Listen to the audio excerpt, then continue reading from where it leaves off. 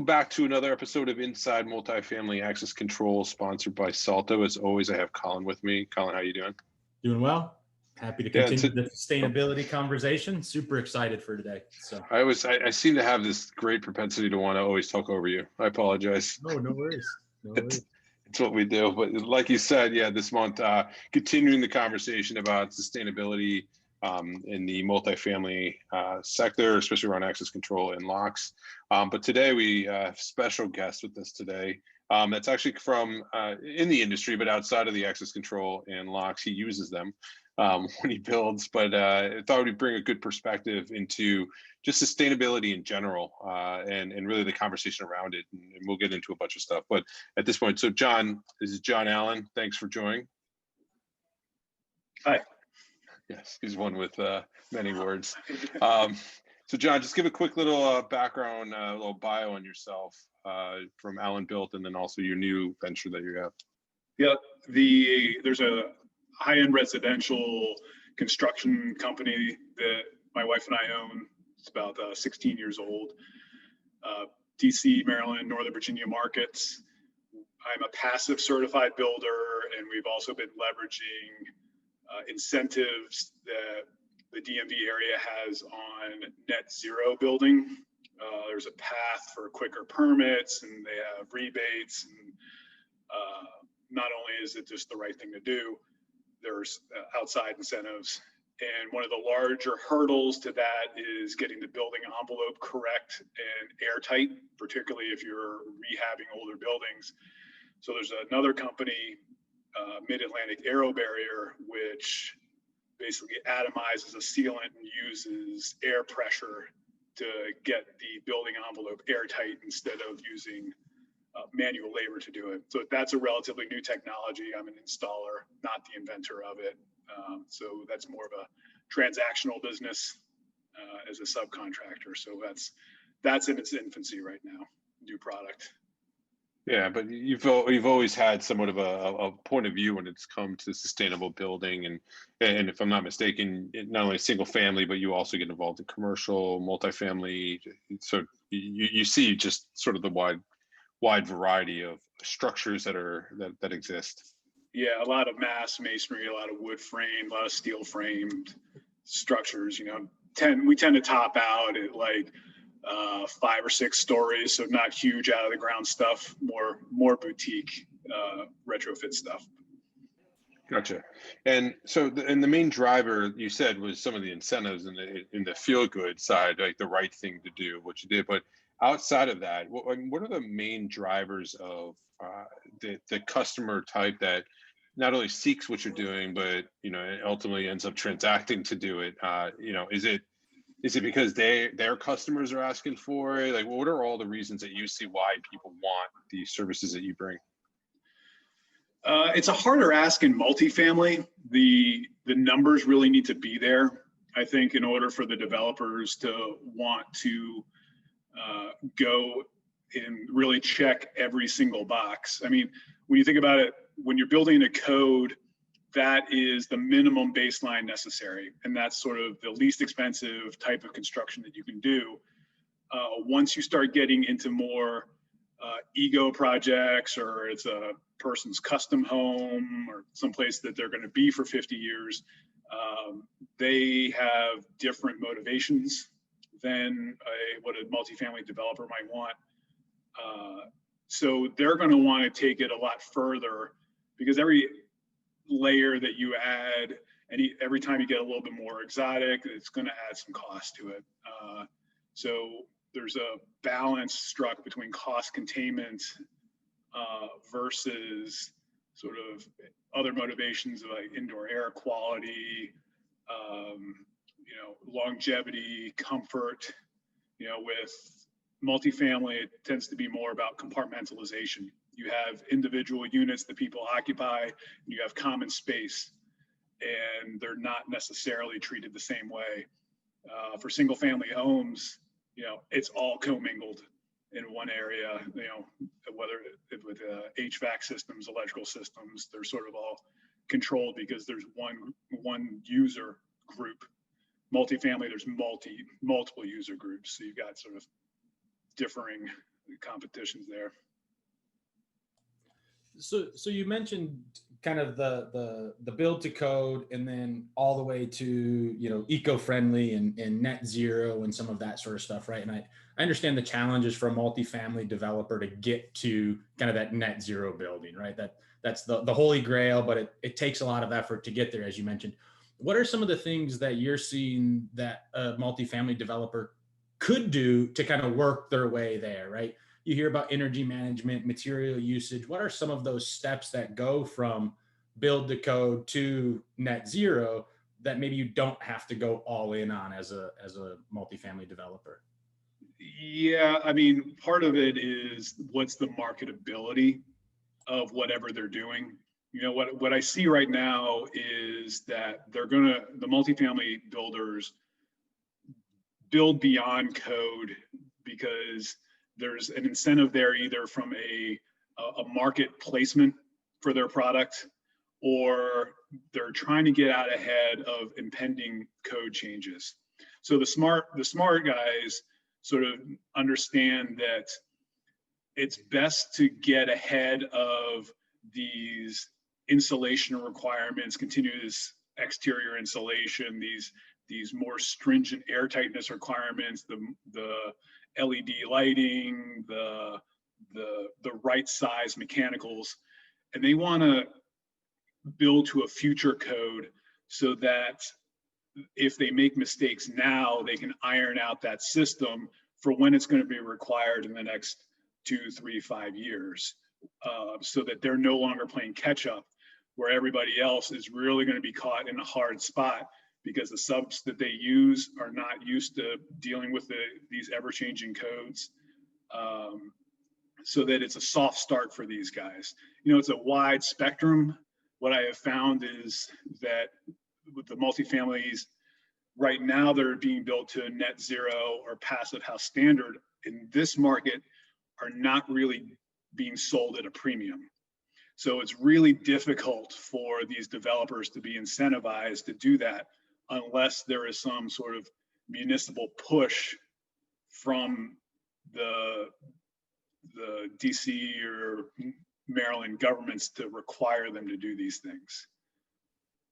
Yeah, which is, you know, as we've been sort of building the story around sustainability within the access control space specifically, it's primarily like on the manufacturing side in a lot of ways of, like, you know, doing things so you don't have to throw stuff in the landfill. So the ability to, you know, whether it's interoperable parts to their utilization of water when it comes to manufacturing, sustainable practices internally on that end.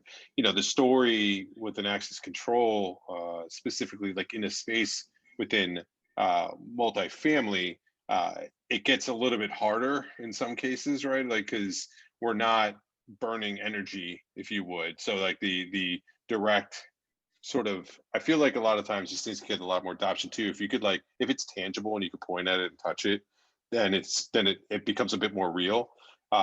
Whereas, like, we do know that, you know, if you have doors propped open while HVAC is running, that's probably a bad thing for the environment. It's probably not good. So having automation, or the way that the parts and pieces on top of the way that they're manufactured, the way that they're installed and utilized, I've got to believe would play a part in it. But it does sound like, too, motivational factors, if it's not because you want to build that way and you find that that's the way you want to build, it's going to take legislation and local incentives in order to make it even a reality. Yeah, I mean, what you're getting at basically is sort of embodied versus operational carbon. Like, your industry is really more about embodied carbon. Like, if you've got all this kit of parts that are being shipped in from all over the world, you know,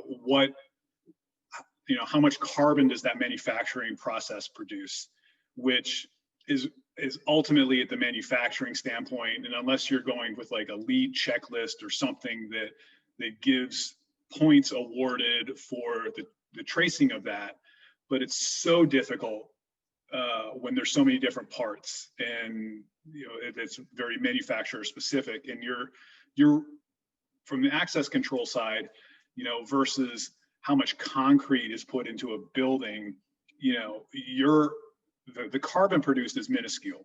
So I would think that from a, the eco incentive for access control has more to do with the end user in making things as operationally friendly for them, like the HVAC system that's kicked on because there's a geolocation of some sort with their phone, or that there's that if it's a public space, that the access control can throttle the HVAC based upon the number of occupants that have clicked into the space, and other things that your systems are actually tied into other systems that have a much larger impact from an environmentally sort of sensitive point of view. Yeah. You know. Yeah, no, it's one that goes beyond the access control of locking and unlocking, and it goes into the data side and also understanding the people, and like a lot of stuff we're seeing on the commercial end of the business now actually being brought into the multifamily space. Some of those outside of it, like I said, just the locking and unlocking. Interesting. Okay, and now if you were to put your builder hat on for a moment, when you're making product selections, and presenting some in front of your customer base, is there like a rule of thumb that you have that they have to be conscious products? Are you taking their temperature on it? So if, like, say Salto was promoting the fact that they have we talked about a carbon neutral lock, will that ever be made, right? And if that was something, like, do you see that as intriguing that you would utilize over, say, a carbon full lock? I would certainly put that, if I was doing a pro-con list, I would certainly give that consideration. However, the most important thing in my mind is lifespan and how long the company has been around. Because if it's a relatively new product that might be carbon neutral, but craps out after 5 or 8 years, I've completely undone whatever sort of carbon neutrality. I would rather see something that's got a little bit of a carbon footprint in it, but has a life cycle of 500,000 cycles or whatever versus 200,000 cycles, to make sure that it lasts much longer. I would definitely push them towards that. Plus, as the builder hat, I don't want the callbacks. I don't want the warranty issues. I also want to make sure that if there's any sort of planned obsolescence, you've got such high turnover in your industry as far as new hardware coming out all the time, and the boundaries are constantly being pushed. So is it a kit of parts that I can change out very easily and keep one side of it, but then just upgrade one other thing and not have to upgrade the entire system? So you've mentioned kind of building for future code and stuff like that, and a lot of things have changed as it relates to LED lights you've mentioned, and energy management and kind of those requirements. Do you see a transition in materials used in future codes and things like that as it relates to carbon, or do you not see some of that being implemented through code requirements? Not just for access control products, but all products in a multifamily development. So code is motivated for life safety. It's not really motivated, and it won't really dictate a lot of material specifications. It's not going to tell us, you can't build an all concrete house, or you can't build a wood basement. It allows a lot of flexibility in choices. A lot of it has more to do with consumer demand and local availability. Particularly now with COVID, everybody is homebound, and they're focusing in on their projects that are making some materials harder to get. So we're having to sort of pivot and look elsewhere for other things. So, code will set up the minimum performance standards, but it's up to the builder and the architect to figure out how to meet that standard. Understood. Interesting. All right, well, cool. John, I don't want to take up too much more of your time. You've been very kind with it. I appreciate it. It gives us a good little insight, not only from somebody who's doing it from a company, like from a trade side, but then also building. So I appreciate the insight. And I'm always curious to wonder, how much carbon do you think you burnt doing the HGTV stuff you did way, way back? Tons. Tons. Tons. So I would just make dumpster fires just because that was more entertaining for me than the actual show. I'm sorry to bring that back up, but I couldn't help myself. So Thanks. Appreciate Appreciate the time, John. Really do. yeah, thank you, John. All right. Talk to you later, guys. See you, buddy.